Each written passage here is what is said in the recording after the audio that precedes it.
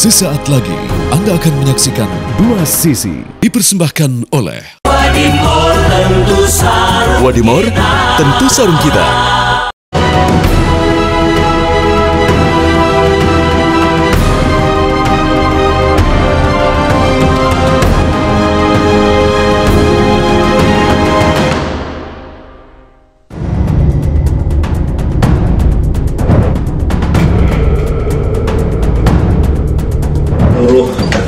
Pertimbangannya yang disampaikan oleh Ibu Megawati sebagai amicus curiae dan kemudian ditutup dengan tulisan tangan. Tentu itu menjadi bagian yang dicermati oleh hakim konstitusi. Tapi berbicara bagaimana pengaruh amicus curiae, nah itu lagi-lagi kita tidak bisa memastikan gitu ya, karena itu betul-betul menjadi otoritas bagian dari keyakinan hakim gitu ya.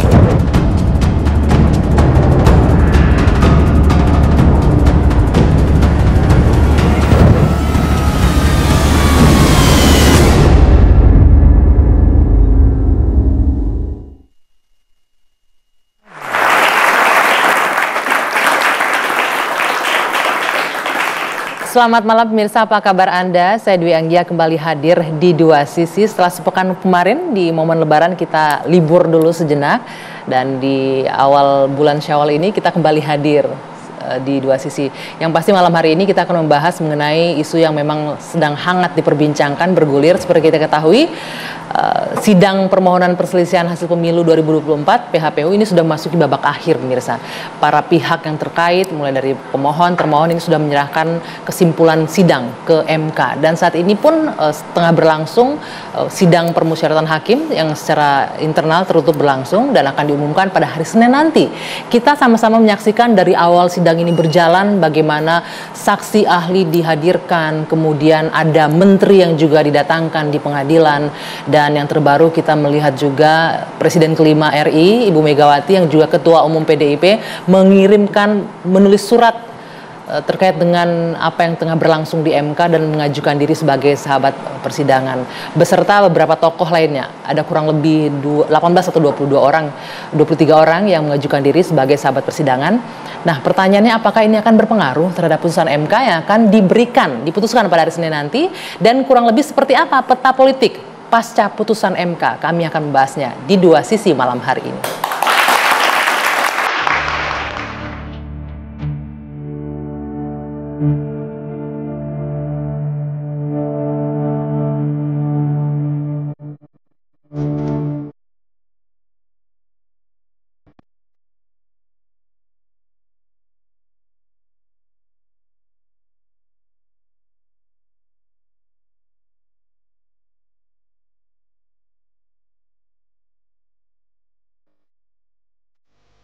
Seluruh pertimbangannya yang disampaikan oleh Ibu Megawati sebagai amicus curiae dan kemudian ditutup dengan tulisan tangan.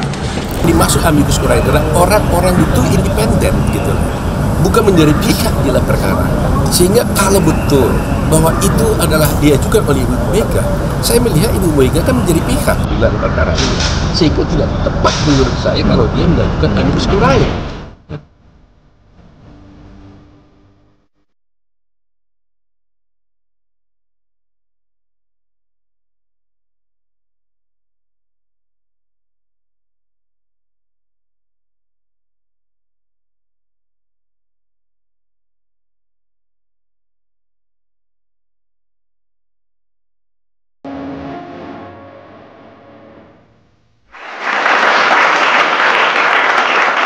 Nah, untuk membahasnya malam hari ini sudah bersama saya 4 orang yang hadir di studio. Dari ujung kanan saya perkenalkan terlebih dahulu ada Bang Deddy Sitorus, politisi PD Perjuangan. Selamat malam Bang Deddy. Selamat malam dan selamat Lebaran juga walaupun sudah lewat ya. Minal aidin wal faizin. Terima kasih sudah pakai baju merah Anggi ya. Ini yang milihin wardrobe loh Bang, bukan saya pilih. Tapi suka kan? Bang Mardhani, selamat malam. Politisi PKS sudah bergabung bersama kita. Malam Anggi. Mohon maaf lahir batin juga. Sama-sama. Minal aidin wal faizin, mohon maaf lahir batin. Habis pemilu banyak salah ini. Kemudian ada Mas Habibur Rahman, politisi Partai Gerindra. Selamat malam. Assalamualaikum. Waalaikumsalam. Mohon maaf lahir batin. Ini senyumnya lebih ceria kalau sekarang saya lihat ini. Kalau Om Pigai ini pelopor amicus curiae. Wah, Bung Pigai dan juga pendukung Prabowo Gibran kita undang malam hari ini. Selamat malam Bung Pigai. Saya tidak hanya pendukung Prabowo Gibran, tapi saya pelaksana amicus curiae lebih dari 100 kali. Salah satunya adalah Habibur Rahman. Pernah meminta saya menulis tahun 2000 berapa itu ya? 12 kali ya? Mungkin. Sudah lama. Kita kan pendukung Prabowo lama. Oke. Baik. Tapi selain amicus curiae ini, ya benar ya pelafasannya ya, amicus curiae ya, curiae. Jangan sampai salah nih. Hah? Gak ada persoalan. Umumnya itu di kalangan ahli itu amici. Amici, oke. Atau lebih baik amici kalau jamak. Jamak. Ya, atau amicus curiae. Oke, baik. Ya, saya langsung ke Bang Deddy nih, karena yang lagi disorotin ini kan Ibu Mega nih, Ibu Ketua Umum, sampai menulis dengan tangan sendiri, tinta merah. Ya. Tulisannya bagus ya? Tulisannya bagus. Gak kayak anak-anak sekarang ya. Dan itu banyak yang menafsirkan macam-macam nih Bang, dengan tinta merah ini artinya sudah sangat, wah gimana gitu ya. Sebenarnya apa tujuannya Bu Mega berkirim surat? Kalau sampai Bu Megawati menulis pakai tinta merah, itu kan suara hatinya yang paling dalam. Kegalauannya yang paling dalam, kerisauannya yang paling mata batin yang paling bersih lah. Kenapa? Seorang Ibu Megawati itu mengalami pasang surut kehidupan. Beda dengan Pak Jokowi yang selalu menang-menang terus kan, walaupun habis itu lupa sama yang menangin. Tapi Ibu Megawati ngalamin terusir dari istana. Bung Karno keluar dari istana diusir, bahkan beli buah duku aja nggak punya uang, hanya baju yang ada di badan. Itu seorang Bung Karno, seorang Ibu Megawati mengalami itu. Lalu ketika dia tumbuh dewasa, mau kuliah pun nggak boleh, dikejar-kejar rejim Soeharto. Rektor diancam, dari Pajajaran terusir, dari UI terusir. Lalu ketika beliau akhirnya memutuskan masuk politik, partai yang dia menangkan pemilihannya secara demokratis sebagai ketua umum partai itu dizolimi oleh rejim. Sampai kantor pusatnya diserbu, puluhan orang meninggal dunia, ratusan orang sampai sekarang tidak tahu di mana mayatnya. Jadi beliau tentu sangat-sangat berkepentingan ketika bangsa ini sudah memasuki tahap konsolidasi demokrasi yang baik sebenarnya, dengan melakukan pemilihan langsung, ya, dengan daftar terbuka, dengan begitu banyak perangkat-perangkat pemerintahan dan negara, masyarakat sipil yang ada, yang tumbuh, gitu ya. Itu kemudian kita melihat pada 2024 kemarin terjadi hal-hal yang di luar bayangan Ibu Mega. Karena Ibu Mega juga mengalami jadi orang yang berkuasa. Sebagai wakil presiden, lalu sebagai presiden, sebagai ketua umum partai di dalam parlemen, di luar parlemen, semua sudah dialami. Yang tidak terbayangkan oleh Ibu Mega itu adalah ketika kemudian, ya, tidak menyebut bahwa seluruhnya, tetapi sebagian besar hasil pemilu kita itu merupakan hasil tangan-tangan kotor, abuse of power, penyalahgunaan kekuasaan, kewenangan. Ini apa? Bentuk kekhawatiran, kekecewaan atau apa? Bukan. Di sini bentuk konsistensi Ibu Megawati. Ingat, ketika terjadi proses penyerbuan 27 Juli tahun 96 kantor PDI Perjuangan, itu masa sudah mau berontak. Tetapi Ibu Mega percaya kita lewat jalur hukum. Masa dari ribuan hakim di Indonesia ini tidak ada satupun yang punya nurani. Itu konsistensi. Itu kenapa hari ini Ibu Mega memilih jalan melalui Mahkamah Konstitusi. Bukan memilih pertarungan jalanan, apalagi melalui buzzer medsos. Beliau masuk memilih menggunakan yang diberikan oleh konstitusi. Sesuai konstitusi. Gitu. Artinya karena Bu Mega meyakini dengan cara di koridor yang benar inilah bisa berharap sesuatu berubah begitu kan. Artinya ada kekhawatiran nih bahwa nanti putusan ini nggak sesuai. Bukan soal harapan. Tapi ini memang harus dilakukan oleh beliau. Sebagai tanggung jawab moralnya pada masa depan demokrasi kita.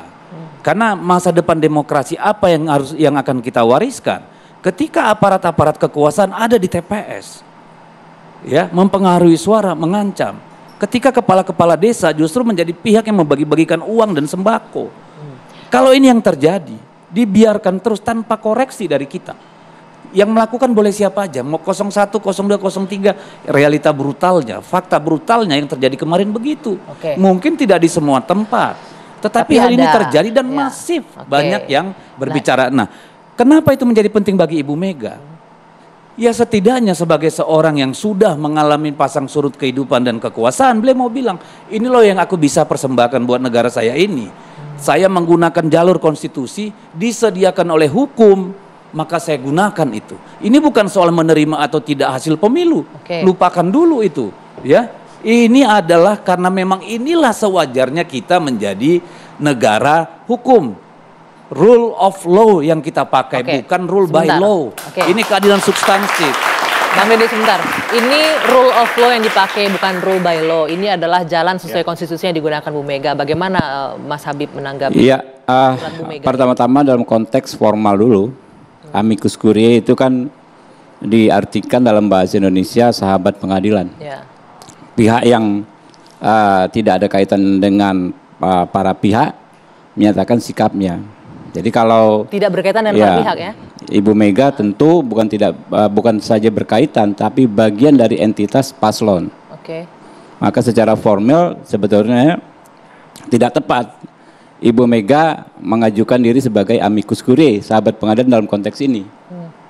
Terlepas memang ada idealisme yang ingin disampaikan seperti disampaikan oleh Bung Deddy Sitorus. Tapi hal-hal formal memang penting juga untuk diperhatikan. Sehingga kalau Ibu Mega sebetulnya lebih pantas ya membahasakan dirinya dalam paslon saja.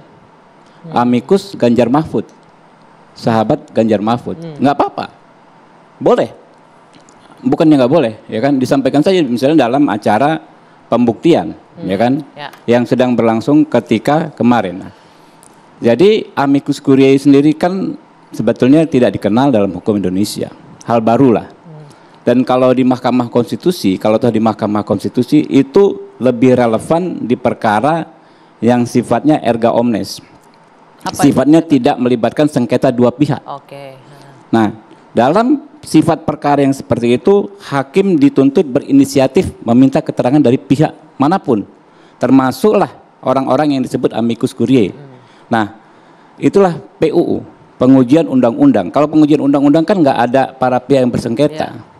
Beda dengan PHPU, perselisihan hasil pemilihan umum. Ada para pihak yang disebut sifatnya inter partes. Dalam konteks inter partes, sebagaimana disampaikan Ketua Mahkamah Konstitusi Pak Suhartoyo sesaat sebelum persidangan dimulai, ya, inisiatif hakim itu dibatasi karena beban pembuktian itu ada pada para pihak. Makanya sebenarnya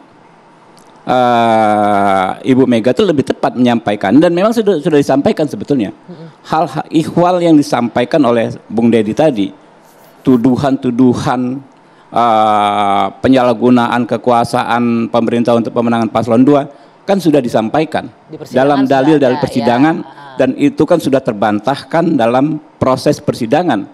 Apalagi dengan hadirnya 4 menteri yang tadinya digadang-gadang akan memperkuat tuduhan tersebut, ternyata secara berkesesuaian satu sama lain memberikan keterangan yang tegas, jelas, detail, membantah semua tuduhan-tuduhan tersebut. Sehingga ya kami menghormati Ibu Mega, tapi justru kami menyayangkan seolah-olah ya pengajuan amicus curiae ini ada yang mendesain untuk mengcover ketidakpuasan terhadap jalannya persidangan, merasa kurang maksimal dengan keterangan 4 menteri, ya lalu seolah-olah di-cover dengan hal ini. Ini persoalan menangkal. Jadi jadi nanti loh, saya belum baca bahasa kita bicara formalnya. Tadi kan bicara formalnya. Makanya saya mau baca substansi dong. Kan tadi sudah. Tadi kan sudah ngomong. Bapak sebentar dong. Saya boleh ngomong nggak? Kita jeda dulu sebentar. Kita jeda dulu. Saya ngomong. Kami kembali saat lagi, usai jeda, tetap di Dua Sisi.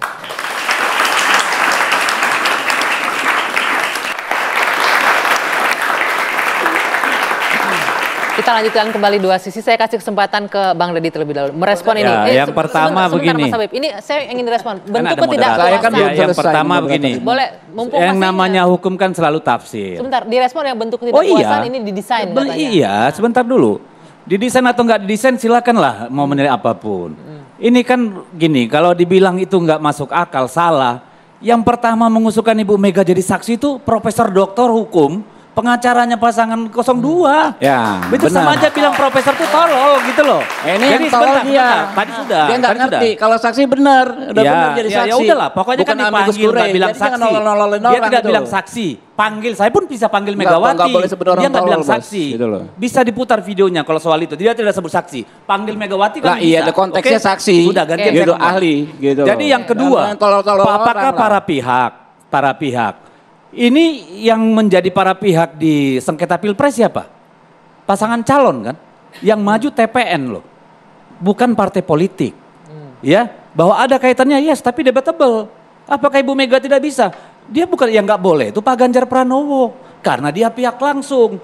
Ibu Mega ketua umum partai, yang kewenangannya sudah diberikan pada calon presiden wakil presiden. Bahkan ketika nih ya, ketika PD Perjuangan misalnya sebagai pengusung capres tidak mau berperkara bersengketa di Mahkamah Konstitusi, pasangan calon bisa. Mereka diberi hak. Jadi kalau dibilang Ibu Mega karena dia para pihak maka tidak boleh salah. Karena para pihaknya adalah capres cawapres tuh ya. Jadi tapi jelas. kalau dibilang menjadi bagian dari para pihak yang bersengketa kan ya Bu Mega dari partai itu pengusungnya. terserah Hakim Konstitusi dong. Jangan kita duluan ngambil kesimpulan, kita kan bukan Hakim Mahkamah Konstitusi. Silakan nanti kita lihat pendapat Hakim Mahkamah Konstitusi, bukan cangkemnya kita loh. Hakim nanti yang mutusin berhak apa tidak. Sekarang ini ada 33 pihak dan kelompok yang mengajukan menjadi itu tadi. Sahabat persidangan Amicus Curiae, ya kan? Yang akan diperiksa itu 14. Ya toh? Ibu Megawati warga negara. Ya, dan jangan terlalu takut dengan ini. Kenapa? Karena ini bukan kesaksian ahli, bukan kesaksian langsung, bukan. Ini adalah selembut-lembutnya perlawanan politik, jalan politik yang diambil Ibu Mega dalam konteks konstitusi. Anda menangkap ada yang ketakutan dengan Bu Mega Loh, jadi ya kalau dipersoalkan kan berarti ada yang nggak nyaman dong. Kalau takut nggak tahu saya. Tapi kan ada yang nggak nyaman. Padahal apa sih yang ditakutin? Kalau menurut saya, seorang warga negara yang sudah mengalami pahitnya demokrasi ini jatuh ke tangan orang yang tidak benar atau mempergunakan kekuasaan secara salah, tanggung jawab moral beliau dong. Sebagai orang yang sudah berdarah-darah. Didengar, jadi nggak usah takut karena tahu akhirnya nanti hakim yang akan memutuskan. Itu biarkan hakim yang memutuskan. Ini satu lagi tadi soal bansos, Sebentar Bang Riri. Enggak ini biar kan dua tadi dia lempar. Soal bansos itu sudah. Belum, saya belum ngomong yang substansi. Tadi kan Anda bilang sudah di 4 menteri sudah dipanggil, ternyata dibantah. Kalau menurut saya tidak, karena ini yang Mbak Dwi Anggia ini harus adil dong. Soal bansos sebentar, silakan Mas Habib. Ya ini dia kesulitan kita. Ya, soal membedakan substansi dengan bukan substansi. Kalau kita bicara substansi, adik-adik mahasiswa ini paham sekali. Semua orang paham lah, orang awam pun paham. Ibu Mega bagian dari entitas paslon. Paslon, kalau kita bicara konteks paslon, itu bukan dua orang manusia bernama Ganjar dan Mahfud. Mohon maaf. Termasuk partai entitas koalisi paslon di itu adalah bangunan hukum yang terbentuk secara lengkap dan sistemik. Mulai dari adanya partai pengusung yang mempunyai kuota kursi cukup, kuota suara cukup. Lalu adanya dua calon yang memenuhi syarat. Ya Anda kan juga bicara. Masa saya nggak boleh bicara? Sebentar bergantian. Ya makanya Anda bicara, saya bicara, argumentasi saya nanti lihat Hakim Mahkamah Konstitusi yang bicara. Ini masih suasana lebaran loh, kita baru maaf-maafan tadi bergantian. Nanti makan gulai. Jadi makanya kan ini substansi gitu kan. Dalam konteks substansi semua orang tahu lah. Ya, nggak perlu diajarin. Ibu Mega tentu bagian dari entitas paslon. Ya, nggak bisa dibantahkan. Saya yakin sekali gitu loh. Nah, itu istilah baru yang saya belum pernah dengar. Oh, ya betul. Saya ajarin nanti Pak. Kalau belum pernah dengar. Tunjukkan aja di mana ada kata entitas paslon disebut dalam perangkat undang-undang sejak tahun 2014 hal ini sudah dibahas. Undang-undang dan regulasinya mana yang disebut entitas paslon? Ada nggak? Loh, tertulis. Bukan peraturan KPU dipraktekkan di AMK sejak tahun 2014. Bentar dulu dong, tunjukkan saya. Jangan cuma ngomong nanti ajarin. Ini orang nggak ngerti hukum. Sejak Pilpres 2014 disampaikan oleh yang namanya Irman Putra Sidin, entitas paslon. Prabowo waktu itu berpasangan dengan Hatta. Itu jelas Pak. Itu menjadi fakta hukum. Jadi kalau ngomong hukum Pak Dedi, nah, iya, definisi entitas paslon itu disebutkan dulu di mana? Ya itu dia di persidangan Mahkamah Konstitusi. Oh iya, itu yang menjadi keputusan hukum, tapi bukan definisi hukum, Pak. Itu menjadi putusan hukum kemudian. Oke, loh, baik. Anda nggak ngerti? Ya, definisi hukum dalam kasus itu, Pak. Loh, dalam PHPU Pilpres. Ya sama ini Pilpres kok. Apa masalahnya? Saya mau ke Bang Pika dulu. Saya belum selesai. Ya kan Anda izinkan dia motong, saya belum selesai ngomong nggak selesai. Oke, gitu loh. saya kasih kesempatan. Silakan Ya jangan kan, lama tapi. Jadi kan ini bagian dari entitas paslon, nggak bisa terbantahkan. Sehingga ketika Profesor Otto Hasibuan menyampaikan nanti Megawati dipanggil, itu konteks yang berbeda dengan amicus curiae. Sebagai saksi di situ konteksnya. Iya dong, sebagai orang yang memberikan keterangan. Betul, benar sekali. Kalau substansi yang Ibu Mega sampaikan disampaikan ketika menjadi saksi yang diajukan oleh paslon manapun. Itu boleh sekali dan sangat tepat, tapi membuka diri. Oh ini bagian dari permohonan, bagian saksi yang disampaikan oleh paslon 3. Bukan sebagai amicus curiae yang memang mensyaratkan. Syarat utama amicus curiae adalah tidak ada kaitan dengan para pihak. Ya. Makanya disebut amicus curiae, sahabat pengadilan, bukan amicus party. Gitu loh. Nah dalam konteks substansi, ya, bansos, ya, kan digadang-gadang adanya pemanfaatan bansos untuk kepentingan paslon 2. Ya. Faktanya 4 menteri ini saya ini jangan dipotong ya. Pertama, Menteri Sri Mulyani mengatakan ketika hadir ya, bahwa dana yang diberikan Jokowi ketika kunker bukan dana bansos, bukan perlinsos, tetapi itu dana operasional presiden yang diatur berdasarkan Permenkyu nomor 48 tahun 2008. Mensos ya dari PDI Perjuangan bahkan mengatakan soal pencairan bansos di awal tahun sudah dilakukan jauh sebelum dirinya menjadi mensos. Ya. Bansos pun bentuknya cash transfer, sehingga tidak bisa dimanipulasi sebagai karena bukan berbentuk barang ya, pemberian pihak tertentu di luar pemerintahan.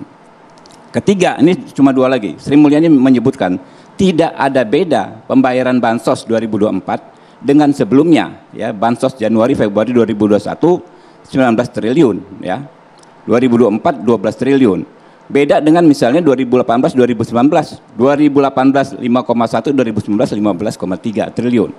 Terus Sri Mulyani menegaskan ya, penyusunan APBN tidak dipengaruhi siapa paslon Pilpres.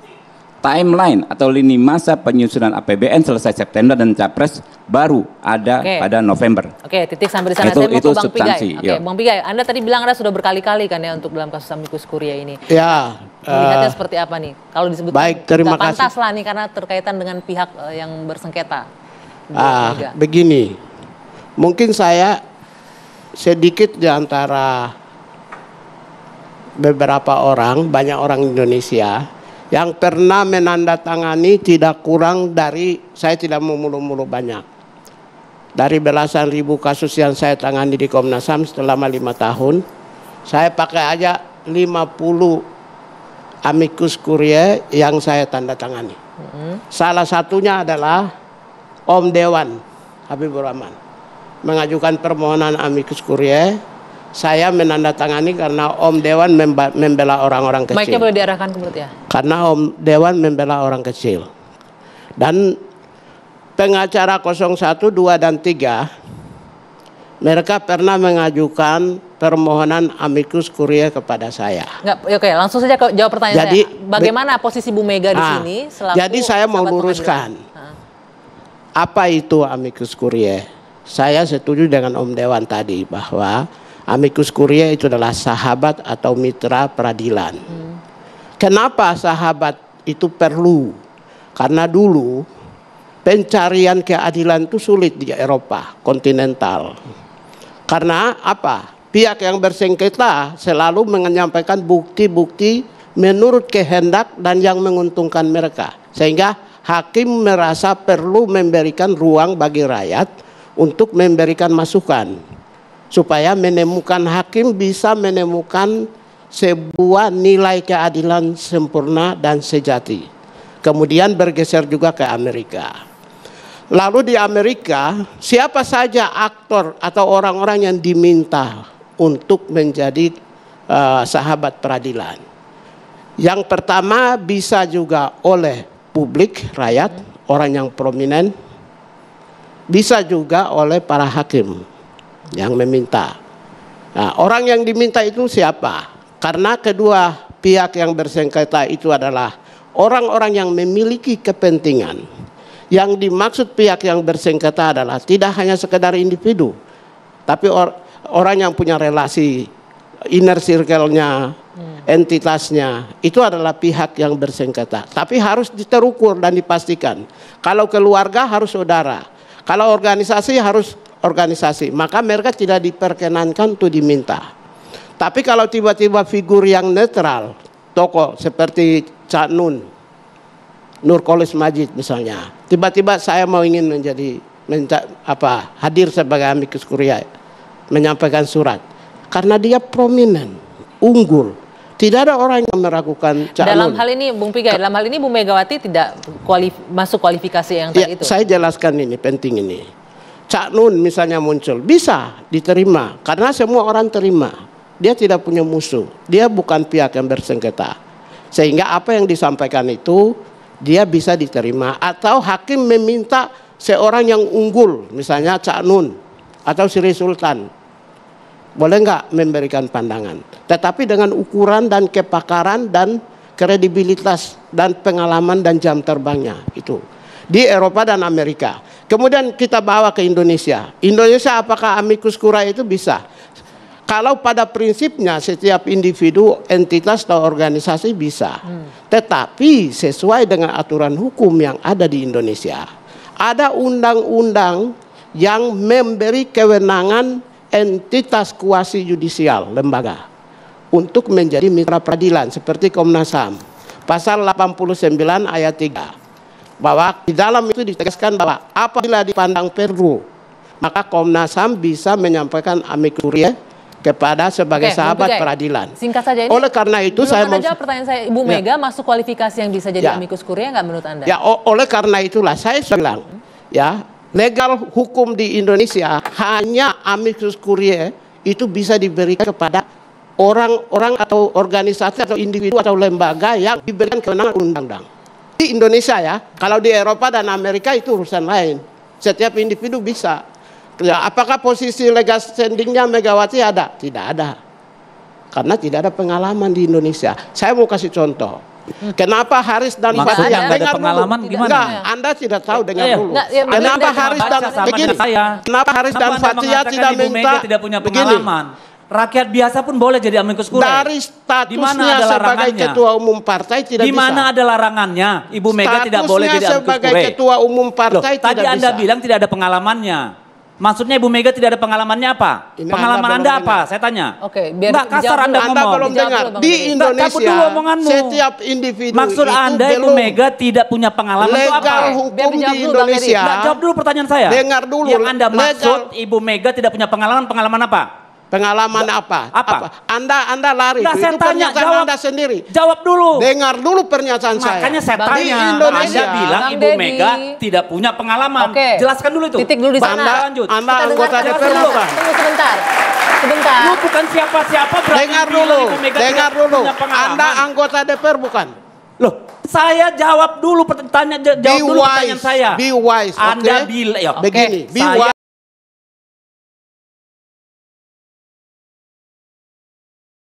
Justru Anda harus wise. Ini Anda berani menuduh seorang presiden Republik Indonesia kelima, ketua umum partai tidak punya pengalaman.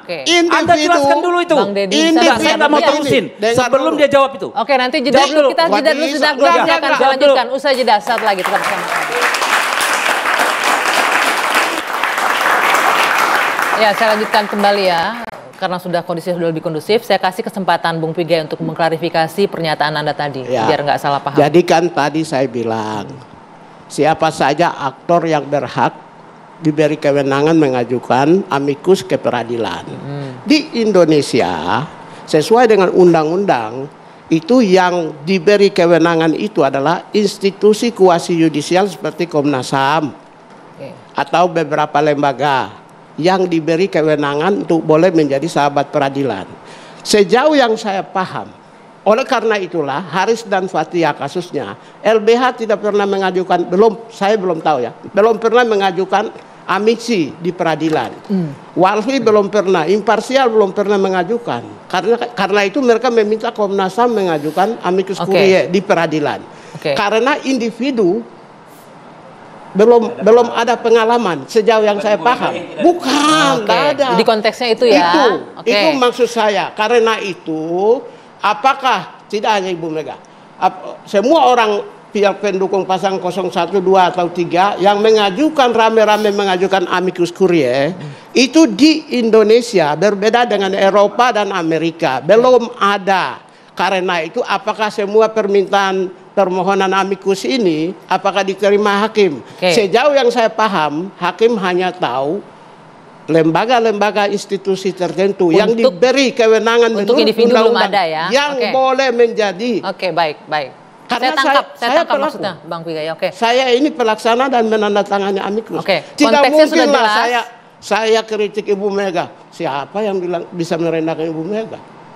Pernyataan saya boleh cek di dalam jejak digital. Hanya Ibu Mega lah yang saya hormati di PDI Perjuangan. Yang lain saya nggak hormati. Saya ke Bang Mardhani. Itu juga pernyataan yang nggak perlu dimunculkan di publik, Bos. Soal lu hormat sama orang apa nggak perlu. Ya, tolonglah kita ini saling menghormati, Bos, ya. Nggak perlu lah yang sini-sini sebegitu dimunculin. Saya ke Bang Mardhani. Kalau itu Bang Mardhani, ini tidak hanya Bu Mega selaku individu, ada beberapa individu lainnya termasuk diantaranya adalah pendukung 01 yang mengajukan diri sebagai sahabat peradilan. Apakah konteksnya sama ini? Sama-sama ada kekhawatiran atau untuk nge-push MK atau apa poinnya sampai maju seperti ini? Ya, yang pertama terminologi amicus curiae namanya aja kadang-kadang kita salah gitu ya, Anggi. Itu sesuatu yang baru. Bang Pigai udah biasa kali ya. Habib juga karena hukum udah biasa gitu, pengacara ya. Tapi buat saya ini sesuatu yang sangat positif. Ketika publik makin aware dan makin engage dengan yang ada di yudikatif. Selama ini kan eksekutif, legislatif, publik ada sarananya untuk engage, terlibat. Dan dengan amicus curiae ini ternyata di yudikatif juga kita punya loh lubang itu, loop itu. Dan nyun sewu ya, bukan cuma Bu Mega, sebelum Bu Mega ada banyak aktivis, artis, profesor, belakangan Habib Rizik dan lain-lain mengajukan diri menjadi amicus curiae. Buat saya ini positif bahwa PHPU perselisihan hasil pemilihan umum di MK mendapat perhatian dari banyak pihak. Seperti apa hasilnya tanggal 22 April nanti itu bersifat final dan mengikat. Apapun keputusan MK, bukan 9 tapi 8. Dan kita melihat ketika di MK kemarin, kalau saya agak berbunga-bunga karena ada pendidikan politik. Bahkan izin Bib, itu beberapa argumen 01, 02, 03, bahkan ketika hakim tidak atas mengikut 01 atau 03 mengundang para menteri sebagai pemberi keterangan dan tidak berhak untuk bertanya, buat saya itu pendidikan yang sangat baik buat kita semua. Jadi saya apresiasi kepada hakim MK karena mengundang 4 menteri dan bukan cuma 4 menteri, pertanyaan-pertanyaan Pak Soehartoyo kah, Pak Saldi Isra kah, kemudian Pak Arief Hidayat, Bu Eni, Pak Ridwan, Pak Daniel, apalagi kawan kita Bib Arsul Sani, itu pertanyaannya tajam dan betul-betul ingin tahu, sangat menghargai apa petitum dari 01, 03. Ulang dikit nih ya, ulang dikit buat teman-teman semua. Kenapa ada amicus curiae tadi? Karena 01 ingin petitumnya PSU, di mana PSU itu pemilihan suara ulang, yaitu Anies Muhaimin, Prabowo ditambah bukan Gibran. Monggo dicari siapa, dan Ganjar Mahfud. 3-3. Tapi kalau 03 berharap petitumnya PSU tanpa melibatkan 02, cuma 01 sama 03. Jadi MK nanti akan memutuskan menerima atau tidak. permohonan 1-2, bisa jadi MK memutuskan, bisa jadi tidak. Dan kita MK ini speedy trial karena cuma 14 hari kerja. Betul. Karena itu tanggal 22 nanti akan diputuskan.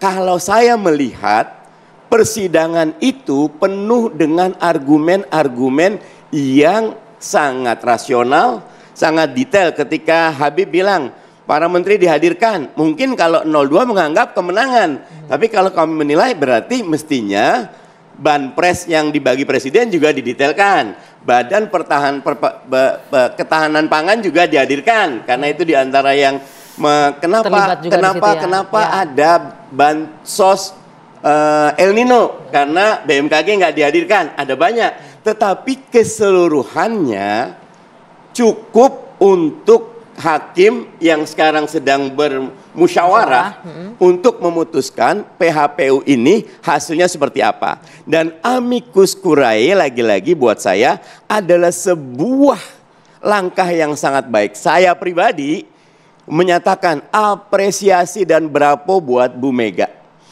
Beliau bukan jangan lihat itu aja. 2-3 hari sebelumnya, itu ada tulisan yang sangat panjang dan indah dari Bu Mega di Opini Kompas. Apa yang ada di Opini Kompas dengan apa yang ada tertulis sama, bahwa demokrasi kita punya catatan besar dan diharapkan Hakim MK tidak membuat palu godam, tapi palu adil untuk menegakkan kembali demokrasi kita. Semua boleh berpendapat, tapi tetap 22 April 2024 Hakim MK yang kita berikan haknya. Pasti ada yang puas, pasti ada yang tidak puas. Karena di dunia ini memang keadilan relatif. Tetapi saya melihat dengan amicus curiae yang terus berdatangan, bahkan Bib katanya 10.000 dari 02 mau jadi amicus curiae. Saya baca itu. Monggo saja, itu menunjukkan bahwa buat Hakim MK, mudah-mudahan ada yang melihat, betul-betul negeri ini sangat bergantung kepada keputusan yang adil dan negarawan dari Hakim MK. Jadi dan saya percaya Hakim MK akan melakukan keputusan yang terbaik. Begitu. Kalau saya percaya amicus dari 01, 2 dan 3 tidak akan jadi pertimbangan. Oleh Hakim?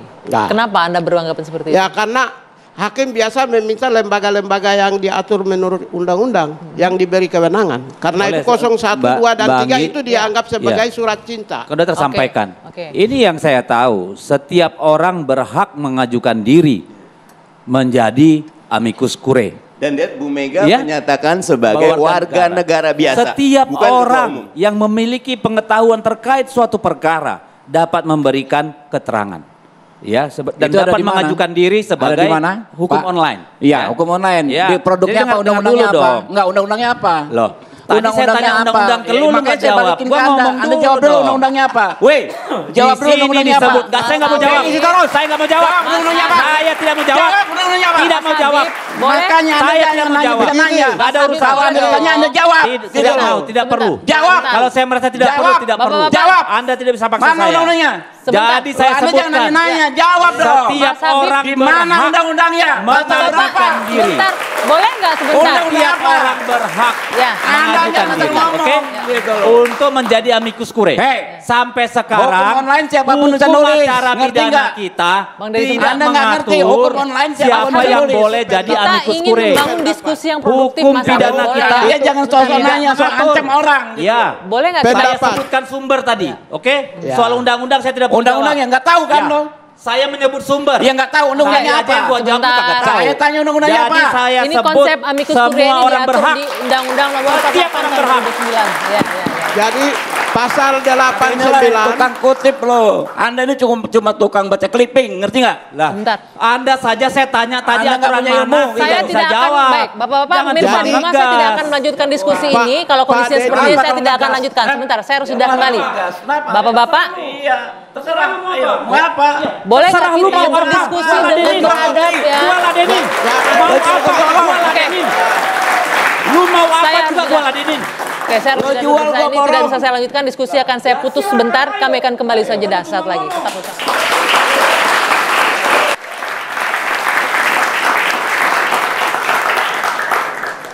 Oke, saya bisa lanjutkan kembali dua sesi malam hari ini, tapi kita udah sampai di segmen akhir dan saya berharap Bapak-Bapak sebelum kita mulai diskusinya, saya berharap kita juga memberikan pendidikan politik kepada publik yang menonton ya dengan diskusi yang lebih tenang, jangan emosi.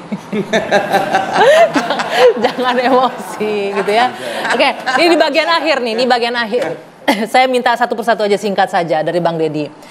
Kita tahu ini sampai di babak akhir peradilan di MK, tanggal 22 diputuskan, minimal kalau memang masih ada harapan itu apa yang diinginkan atau harapan seperti apa putusan yang diinginkan? Saya kira kalau soal harapan, ya kita berharap hakim-hakim Mahkamah Konstitusi itu tidak memenjarakan dirinya hanya soal prosedural, ya, hanya soal normatif, tetapi soal keadilan substansial. Ini kan adalah persoalan yang akan menjadi referensi bagaimana mengelola kekuasaan, bagaimana mengelola demokrasi dan pemilu di masa depan. Ini satu tikungan peradaban bagi kita. Jadi kalau ini tidak kita gunakan sebagai kesempatan untuk memperbaiki supaya demokrasi kita bagi anak-anak muda ini jadi lebih baik, kapan dan siapa lagi? Karena saya yakin dan percaya praktek-praktek menyimpang yang terjadi dalam pemilu 2024 ini pasti akan diduplikasi, direfabrikasi dalam pilkada, dalam pemilu-pemilu yang akan datang. Karena ketika sebuah kontestasi pemilu tidak dalam level playing field yang sama, tidak ada yang namanya azas keadilan, azas jujur dan adil, maka kita tidak bisa berharap produk demokrasi itu akan menjadi sesuatu yang bisa kita banggakan. Dan Ibu Mega berjalan di jalur konstitusi. Tidak ada yang salah dengan itu. Sebagai orang yang mengalami pasang surut sejarah secara pribadi, beliau sebagai seorang rakyat berkeinginan menyampaikan suaranya. Dan saya kira amicus curiae ini itu kan bukan saksi, bukan barang bukti, bukan ahli. Silakan saja, tidak ada perlu perdebatan yang panjang lebar. Kita anggap ini sebagai sebuah peradaban baru. Kenapa? Karena memang dalam sejarah Mahkamah Konstitusi juga, kecuali dalam soal undang-undang, tidak pernah ada amicus. Baru kali ini. Dan kali inilah terjadi sampai 44 individu dan kelompok masyarakat yang mengusulkan diri menjadi amicus curiae. Ini kan satu alert bahwa demokrasi dan pemilu kita tidak baik-baik saja. Oke, baik, Bang Mardhani. Yang pertama tentu apresiasi kepada para pihak yang mau mengajukan diri menjadi sahabat pengadilan amicus curiae. Buat saya ini bagian tanggung jawab sebagai warga negara yang baik. Baik itu Bu Megawati sebagai warga negara yang distinguished person, Habib Rizik, kemudian ada teman-teman di kampus, para artis, aktivis semua. Buat saya ini menunjukkan betapa bahwa PHPU kita mendapat perhatian yang amat sangat dari masyarakat. Tetapi kalau kita melihat, Anggi, PHPU itu ada dua ya, ada Pilpres, ada Pileg. 23 April Hakim MK itu udah mulai perselisihan hasil pemilu untuk pemilu legislatif. Dan itu banyak sekali. Karena itu mendoakan Hakim MK sehat, betul-betul mendapatkan kejernihan dan satu. Ini Habib nih, karena Komisi 3, saya kan Komisi 2. Syarat Hakim MK itu negarawan. Dan Hakim MK tidak terikat kepada perundang-undangan yang dibawa kecuali kepada konstitusi kita. Karena itu jadilah negarawan yang betul-betul menjaga negeri ini untuk hari ini lebih baik ketimbang kemarin. Mas Habib, silakan. Ya, sedikit saya berbeda pendapat dengan Ustadz saya, Mardhani Alisera. Ya, bahwa kita berhukum itu baik formil maupun substansi dua-duanya harus kita penuhi. Baik undang-undang dasar, konstitusi, undang-undang, peraturan MK atau aturan yang di bawahnya sekalipun yang paling bawah, semua harus dipatuhi. Sehingga kita doakan saja ya, ini masih di bulan Syawal, bulan baik ya. Hakim MK ini istiqomah. Amin. Jangan mau diintervensi apalagi di cywar ya oleh elit, oleh siapapun ya, untuk membuat keputusan di luar hukum. Bahwa hukum di MK dalam konteks PHPU itu adalah faktual. Yang paling penting itu faktual. Setiap tuduhan kecurangan, setiap tuduhan pelanggaran harus dibuktikan kejadiannya di mana, siapa pelakunya, siapa saksinya, dan apa alat buktinya. Jadi bukan persoalan adu argumentasi. Nah, terkait pihak-pihak yang menyampaikan amicus curiae, apapun ya, apakah tepat atau tidak, apakah sudah diatur atau belum, menurut saya silahkan saja. Ya, tapi perlu digarisbawahi, dalam hukum kita yang paling penting adalah ada azas equality before the law. Tidak ada satu orang pun yang bisa merasa lebih prestisius daripada orang lain.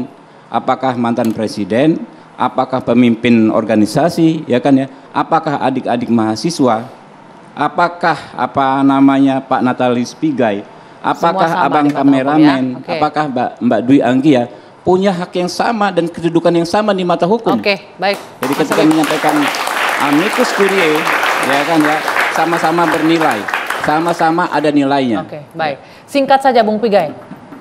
Saya yang paling penting itu adalah soal amicus curiae itu sudah ada lembaga yang diberi kewenangan menurut undang-undang. Salah satunya Komnas HAM. Kalau di luar itu tidak diatur. Sesuatu yang tidak diatur, diberi kewenangan menurut undang-undang kehakiman maupun undang-undang yang ada, maka itu dianggap aspirasi. Memang benar, jadi, tadi kan opini tadi, bukan barang bukti. Amicus. Baik. Jadi istilah amicus itu bukan amicus tapi aspirasi rakyat. Baik. Siapa saja, baik pasang 01, 02, 03 itu adalah aspirasi. Baik. Karena itu hakim tidak boleh mempertimbangkan itu sebagai amicus karena tidak biar diatur. Hakim nanti yang memutuskan, kita nggak usah masuk ke sana ya. Bung Pigai, terima kasih. Itu biarkan kita serahkan ke hakim apakah akan menggunakan opini atau pendapat dari sahabat-sahabat peradilan ini. Kita kembalikan ke hakim yang tadi disebutkan Bang Mardhani sedang melakukan permusyawaratan hakim. Kita tunggu nanti hasilnya tanggal 22 April. Apapun hasilnya, semoga semua pihak bisa menerima ini dengan lapang dada dan bisa menjadi pijakan untuk membangun Indonesia yang lebih baik. Saya Dwi Anggia, saya tutup Dua Sisi malam hari ini. Sampai jumpa pekan depan.